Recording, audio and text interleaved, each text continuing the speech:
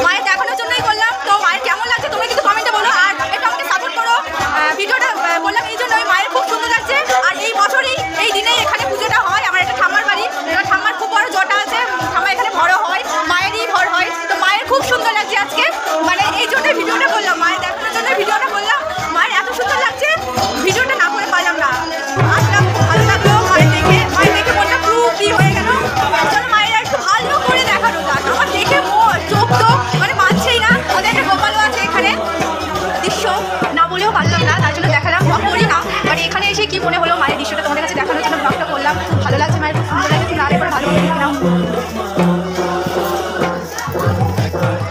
জল করছে, চোখ জল করছে, খুব সুন্দর সাজে। এখানে মা বড়া বাড়া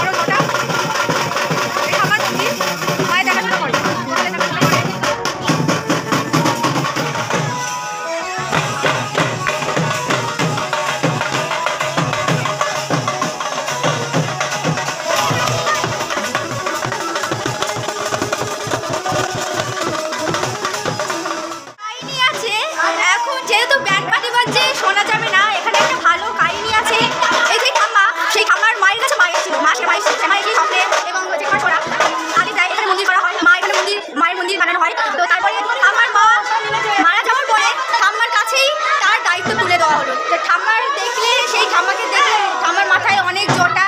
এখানে কিছু অসুবিধাতে পড়লে এখানে আসা হয়, মায়ের কাছে আসা হয়, মায়ের ভর হয় সেই ঠাম্মা। আর মা পুরো জাগ্রত, মায়ের দেখতেই তো পাচ্ছ, দেখে যাচ্ছে মা পুরো জাগ্রত, সেই থেকেই ঘুরে আসছে। আর মায়ের দেখে না দেখতে পারলাম না, তাই ব্লগটা করলাম। আর ব্লগ করি না বেশিরভাগ।